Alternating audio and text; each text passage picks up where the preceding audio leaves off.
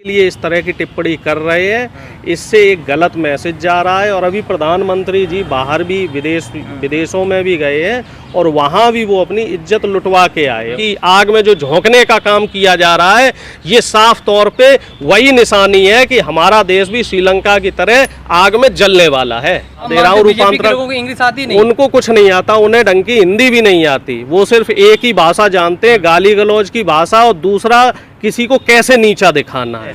कहीं पे मंदिर की खुदाई हो रही है, कहीं पे मस्जिद की खुदाई हो रही है, कहीं किसी गरीब मुस्लिम का मकान उजाड़ा जा रहा है, कहीं किसी गरीब हिंदू का मकान उजाड़ा जा रहा है। पूरे देश में मोदी जी ने और बीजेपी ने केरोसिन छिड़क रखी है और कभी भी इस देश में नफरत की आग लग सकती है, कभी भी हमारा देश नफरत की आग में अपने आप को झोंक सकता है। बीजेपी ने पिछले 2 महीने में इस तरीके का माहौल तैयार कर दिया है। प्रयागराज में भी इंक्रोचमेंट हुआ और वहाँ पे भी कई गरीबों की दुकानें उजाड़ी गई।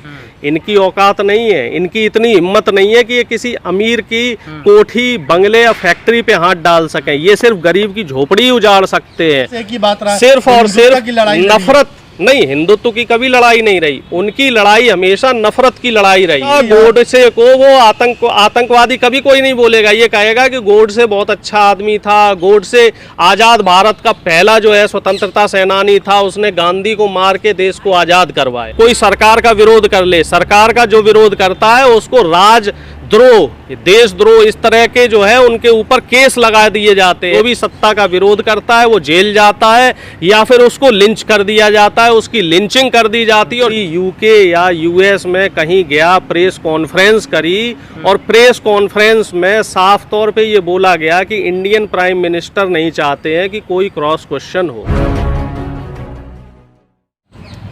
उन्होंने इस तरीके से बोला था कि यहाँ भी खुदा है, वहाँ भी खुदा है, और जहाँ नहीं है वहाँ खुदाई चल रही है। तो वो बेसिकली एक तंज था, एक धर्म विशेष को लेके उन्होंने टिप्पणी की थी। और ये बड़ी ही दुर्भाग्यपूर्ण बात है कि प्रधानमंत्री जैसे एक लोकतांत्रिक पोस्ट पे आप बैठे हुए हैं और हमारे देश में प्रधानमंत्री का जो पद है वो सर्वोच्च माना जाता है, और प्रधानमंत्री एक धर्म विशेष के लिए इस तरह की टिप्पणी कर रहे हैं, इससे एक गलत मैसेज जा रहा है। और अभी प्रधानमंत्री जी बाहर भी विदेशों में भी गए हैं और वहाँ भी वो अपनी इज्जत लुटवा के आए हैं। वहाँ उन्होंने जो देश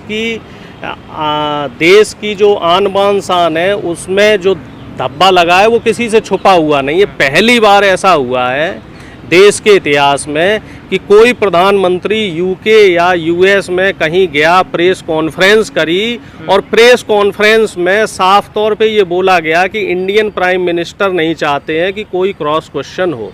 प्रेस कॉन्फ्रेंस हो रही है लेकिन कोई सवाल नहीं हो रहा है, तो इससे बड़ी दुर्भाग्य की बात क्या हो सकती है। और अभी जापान भी गए हैं प्रधानमंत्री जी, और जापान में जो बीजेपी आईटी सेल है वो ये कह रहे हैं कि साहब प्रधानमंत्री सबसे आगे चल रहे हैं, प्रधानमंत्री उसको लीड कर रहे हैं, लेकिन हकीकत नहीं दिखाई जा रही है कि प्रधानमंत्री को वहाँ कोई इंटरटेन नहीं कर रहा था। एक कुछ वीडियोस ऐसे भी आए हैं जिसमें तमाम देशों के जो राष्ट्राध्यक्ष थे आपस में बात कर रहे हैं, लेकिन प्रधानमंत्री जी जब बीच में वहाँ टपकते हैं तो उन्हें कोई भाव नहीं दे रहा। तो हमारे देश की थू-थू प्रधानमंत्री जी ने सब जगह करवा दी है, और वो थू-थू क्यों हुई है वो आपको बेहतर पता है। यहाँ जिस तरीके का इन्होंने सांप्रदायिकता का माहौल तैयार कर रहे हैं, जो ये हिंदू मुस्लिम का माहौल तैयार कर रहे हैं, वो हमारे देश के लिए भी ठीक नहीं है, और आने वाला जो हमारा समय है, जो आने वाली हमारी युवा पीढ़ी है, उसके लिए भी ठीक नहीं है। क्योंकि यहाँ समाज में एक नफरत फैलाने का काम किया जा रहा है। और राहुल जी ने ऑक्सफोर्ड यूनिवर्सिटी में जो भाषण दिया है, तो अगर आप लोगों ने ध्यान दिया हो, हालांकि जो बीजेपी के लोग हैं उनको इतनी इंग्लिश नहीं आती तो वो तो बेचारे समझ ही नहीं पाए होंगे, उन्होंने जो बात कही है उसका मैं हिंदी में आपको बता दे रहा हूँ। रूपांतरण, इंग्लिश आती नहीं, उनको कुछ नहीं आता, उन्हें ढंग की हिंदी भी नहीं आती, वो सिर्फ एक ही भाषा जानते हैं, गाली गलौज की भाषा, और दूसरा किसी को कैसे नीचा दिखाना है। क्योंकि उनकी जो आरएसएस की पाठशाला है और जो बीजेपी की जो कॉन्फ्रेंसेस चलती हैं उसमें एक ही चीज़ सिखाई जाती है, किस तरीके से फ़ोटो को एडिट करो और वीडियो को एडिट करो और उसको वायरल करवाओ, कैसे अगर कोई बात बयान करता है तो कैसे उसको ट्रोल करो और वहाँ पे गाली गलौज करो। तो राहुल जी ने जो कहा था वो मैं आपके चैनल के माध्यम से जो बीजेपी IT सेल के लोग हैं उनको समझाना चाह रहा हूँ। उन्होंने ये कहा है कि इस समय पूरे देश में मोदी जी ने और बीजेपी ने केरोसिन छिड़क रखी है और कभी भी इस देश में नफरत की आग लग सकती है, कभी भी हमारा देश नफरत की आग में अपने आप को झोंक सकता है। बीजेपी ने पिछले 2 महीने में इस तरीके का माहौल तैयार कर दिया है कि हर जगह सांप्रदायिकता के नाम पे एक उन्माद हो रहा है, कहीं पे बुलडोजर चल रहा है, कहीं पे मंदिर की खुदाई हो रही है, कहीं पे मस्जिद की खुदाई हो रही है, कहीं किसी गरीब मुस्लिम का मकान उजाड़ा जा रहा है, कहीं किसी गरीब हिंदू का मकान उजाड़ा जा रहा है इंक्रोचमेंट के नाम पे। लेकिन इंक्रोचमेंट कहाँ नहीं हो रहा, गरीबी पे इंक्रोचमेंट नहीं हो रहा, गरीबी उन्मूलन का कोई कार्यक्रम नहीं चल रहा है। जो आवास योजना गरीबों को दी जानी है, ना तो उसे दिल्ली में आम आदमी पार्टी की सरकार देना चाह रही है, ना बीजेपी की सरकार देना चाह रही है। अगर हम दिल्ली की ही बात करें, दोनों एक दूसरे के पाले में गेंद फेंक देते हैं और ये कहते हैं साहब इसे केंद्र सरकार करेगी, और केंद्र सरकार कहते हैं ये तो राज्य सरकार की योजना है, इसे राज्य सरकार करेगी। दूसरी, बेरोजगारी पे कोई भी बुलडोजर नहीं चल रहा है। कोई भी सरकार, बीजेपी की चाहे राज्य सरकार हो या केंद्र सरकार हो, 4-4 साल से 5-5 साल से जो भर्तियां हैं उन पे कोई भी काम नहीं करना चाह रहे हैं।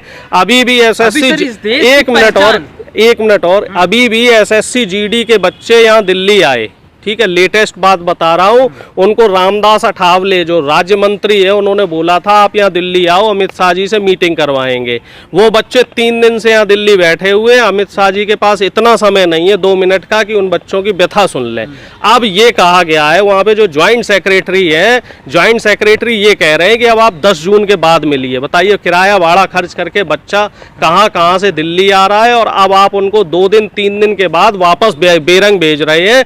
तो इस तरह की इन लोगों की अप्रोच है और इस तरह की इन लोगों की नीयत है और इस तरह की इन लोगों की सोच है। सर, जिस तरह से कह रहे हैं देश के अंदर महंगाई, बेरोजगारी, तमाम मुद्दे हैं, लेकिन मुद्दा इस वक्त मंदिर और मस्जिद को लेकर के है, बुलडोजर को लेकर के है। ये कह रहे हैं पहले देश को एक जो पहचान मिल जाए, जो मुगलों के समय जो चीज़ें थी जो तोड़ दिया गया, जो फिर मस्जिद बना दी गई, वो हमें पहचान वापस चाहिए। इस पहचान की लड़ाई लड़ी जा रही है।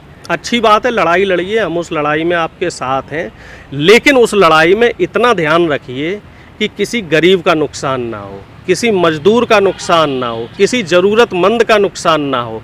लेकिन देखने में ये आ रहा है कि इस पूरे प्रकरण में पिछले 2 महीने से ज़्यादा का समय हो गया है, पिस कौन रहा है? गरीब का बच्चा पिस रहा है, ठीक है, मजदूर का बच्चा पिस रहा है, जरूरतमंद का बच्चा पिस रहा है। जरूरी नहीं वो मुस्लिम का ही हो, हिंदुओं के लोग भी परेशान हैं, हिंदुओं के लोग भी परेशान हैं। तमाम शहर में, अभी प्रयागराज में भी इंक्रोचमेंट हुआ और वहाँ पे भी कई गरीबों की दुकानें उजाड़ी गई। इनकी औकात नहीं है, इनकी इतनी हिम्मत नहीं है कि ये किसी अमीर की कोठी, बंगले या फैक्ट्री पे हाथ डाल सकें। ये सिर्फ गरीब की झोपड़ी उजाड़ सकते हैं और धर्म के नाम पे ही उजाड़ सकते हैं। इतनी इनकी औकात नहीं है, ये किसी को रोजगार नहीं दे सकते। हाँ, रोजगार छीन जरूर सकते हैं। 400 साल पहले, 500 साल पुरानी ही चीजों को उजागर करने की कोशिश करें या इससे पीछे भी जाएंगे? साहब देखो, कहीं हो सकता है बुद्ध की प्रतिमा निकलने लगे तो। बड़े फिलोसफर, महान फिलोसफर रहे हैं, सबने उनका नाम सुना होगा, अरस्तु।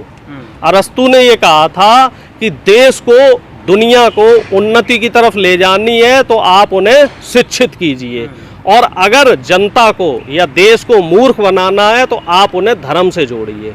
बाकी आप समझदार हैं, आप समझ सकते हैं कि हमारे देश की जनता को इस समय धर्म के नाम पे मूर्ख बनाया जा रहा है। चाहे वो हिंदू धर्म के मठाधीश हों या सरकार के लोग हों, चाहे वो मुस्लिम धर्म के मठाधीश हों या सरकार के लोग हैं, ये सिर्फ जनता को मूर्ख बनाने का काम कर रहे हैं, जनता को धोखा देने का काम कर रहे हैं, जनता के साथ छल करने का काम कर रहे हैं। भाई ये बताओ, औरंगजेब ने अगर मंदिर तोड़ के मस्जिद बनाई, औरंगजेब का तो आप कुछ बिगाड़ नहीं पाए। उस समय सत्ता में भी तो आप ही लोग थे। उस वक्त क्या अपनी बहन बेटियों का ब्याह कर रहे थे? उस समय तो आप लोगों ने उनके साथ बेटी रोटी का संबंध किया। 500 साल 600 साल मुगलों के साथ सत्ता में भागीदारी रही। किसकी भागीदारी थी? वही वर्ग विशेष की भागीदारी थी जो अभी RSS में बैठा हुआ है, जो अभी मौजूदा सरकार में बैठा हुआ है। 50 साल 60 साल कांग्रेस का शासन रहा, तब किसी को कोई दिक्कत नहीं रही, तब भी वही लोग सत्ता की मलाई खा रहे थे। अब वो कह रहे हैं कि कांग्रेस में कि नेहरू गद्दार है, गांधी गद्दार है, कांग्रेस गद्दार है। तो जब आप सत्ता में थे तब आपको वो चीज नहीं दिख रही थी। 200 साल तकरीबन ब्रिटिशर्स यहाँ रहे, तब भी ये सत्ता में थे, तब भी जो वहाँ पे वायसराय बनने का काम था, जो वहाँ पे लेखपाल बनने का काम था, जो तमाम प्रशासनिक पद थे उसमें यही लोग बैठे हुए थे। दरअसल समस्या सिर्फ इतनी है कि पहले इनका मुगलों के साथ या मुस्लिमों के साथ सत्ता में भागीदारी थी। अब मुसलमानों ने क्या कर दिया, मुसलमानों ने इन लोगों से साथ छोड़ के जो SC ST और OBC के नेता हैं इनको वोट देना शुरू कर दिया। अब हुआ क्या कि इनका जो एक छत्र साम्राज्य था वो साम्राज्य हिलने लगा, इनकी सत्ता में जो भागीदारी है वो भागीदारी कम होने लग गई। रही सही कसर OBC SC ST आरक्षण ने कर दी, आरक्षण मिलने लगा तो लोग जागरूक होने लगे, लोग शिक्षा के महत्व को समझने लगे। तो इनका जो एक आधिपत्य था, जो मोनोपोली थी, वो मोनोपोली कमजोर हो रही है। धर्म तो सिर्फ एक अमली जामा आप है। ये कहना चाहते हैं कि इनकी लड़ाई मुसलमानों से नहीं, दलितों और OBC से? इनकी लड़ाई सिर्फ सत्ता के लिए है और सत्ता में बैठने से इन्हें जो भी रोकेगा, मुस्लिम रोकेगा तो ये मुस्लिम को गद्दार बताएंगे, OBC रोकेगा तो OBC को गद्दार बताएंगे, SC के लोग रोकेंगे तो SC ST के लोगों को गद्दार बताएंगे, कांग्रेस अपोज करेगी तो कांग्रेस को गद्दार बताएंगे, और बीजेपी के लोग अगर ये गड़बड़ करेंगे कल को तो ये बीजेपी को गद्दार बता के ये आम आदमी पार्टी में चले जाएंगे। ये वो लोग हैं, अब ये आम आदमी पार्टी को अपना इकोसिस्टम बना रहे हैं। धीरे धीरे ये लोग, इनको मालूम है, पूर्वाभास हो रखा है ये RSS के लोगों को कि हो सकता है अब जनता का जो मोह है वो बीजेपी से भंग हो, तो ये अब धीरे धीरे आम आदमी पार्टी की तरफ रुख कर रहे हैं। आम आदमी पार्टी में 8 विधायकों, 8 राज्यसभा से सांसद जा रहे हैं, उसमें कोई भी महिला है नहीं है, कोई भी SC ST का आदमी है नहीं है, कोई भी OBC का आदमी है नहीं है, कोई भी माइनॉरिटी का आदमी है नहीं है। ये सिर्फ एक वर्ग विशेष की पार्टी है। जो आम आदमी पार्टी है उसमें सिर्फ एक वर्ग विशेष को महत्ता दी जा रही है, जिस तरीके से बीजेपी में एक वर्ग विशेष के लिए काम किया जा रहा है। बीजेपी भी आरक्षण विरोधी है, इसी तरीके से आम आदमी पार्टी भी आरक्षण विरोधी है। और मेरी इस बात को आप लोग लिख लीजिए, जो आम आदमी पार्टी है ये बीजेपी का एक इकोसिस्टम है जो धीरे धीरे तैयार हो। ये मिलीजुली सरकारें हैं निश्चित तौर पे। अब इसमें कहने की क्या बात है, आप लोग समझदार लोग हैं, आप लोग मीडिया के लोग हैं और आप लोगों को ज्यादा बेहतर पता है। आपने अभी थोड़ी देर पहले कहा है कि बीजेपी वो काम कर रही है, लोगों को धर्म की तरफ ले जा रही है, इसलिए क्योंकि वो पढ़ लिख ना सके, गंवार हो जाए, यही कहना था ना आपका? नहीं, गंवार नहीं, वो जो मेन स्ट्रीम लाइन में आ रहे हैं, जो गरीब का बच्चा, मजदूर का बच्चा पढ़ के मेन स्ट्रीम लाइन में आ रहा है, देश के संविधान को समझ रहा है, देश के जो रिसोर्सेज हैं उनमें अपनी भागीदारी ले रहा है, और उससे क्या है, उससे इन लोगों की मोनोपोली धीरे धीरे कम होती जा रही है। तो मोनोपोली डाइवर्ट किया जा रहा है, इसी वजह से ये इसको धर्म की तरफ डाइवर्ट कर रहे हैं। सत्ता में, कांग्रेस जब सत्ता में थी तो लोगों को एजुकेशन सिस्टम ऐसा क्यों नहीं कर पाई कि लोग इस टाइप के बन गए कि बीजेपी की तरफ? देखिए साहब, ऐसा है, ये एक बहाव होता है हमारे देश में। मूलतः माना जाए तो 2 तरह की विचारधाराएं हैं। एक विचारधारा वो है जो सत्य, अहिंसा और आपसी भाईचारे को मान के चलती है, जिसे हम लोग मोटे मोटे तौर पे आसान शब्दों में ये कह देते हैं गांधीवादी विचारधारा। और दूसरी विचारधारा वो है जो देश में नफरत फैलाने का काम करती है, चाहे वो धर्म के नाम पे हो, जाति के नाम पे हो, संप्रदाय के नाम पे हो, अमीर और गरीब के नाम पे हो। उसका काम सिर्फ और सिर्फ नफरत नहीं, हिंदुत्व की कभी लड़ाई नहीं रही, उनकी लड़ाई हमेशा नफरत की लड़ाई रही है, और वो लोग गोडसे वाली विचारधारा को मानते हैं। आप किसी भी बीजेपी के व्यक्ति से बात कीजिए, वो हमेशा गोडसे को, वो आतंकवादी कभी कोई नहीं बोलेगा। ये कहेगा कि गोडसे बहुत अच्छा आदमी था, गोडसे आज़ाद भारत का पहला जो है स्वतंत्रता सेनानी था, उसने गांधी को मार के देश को आज़ाद करवाया।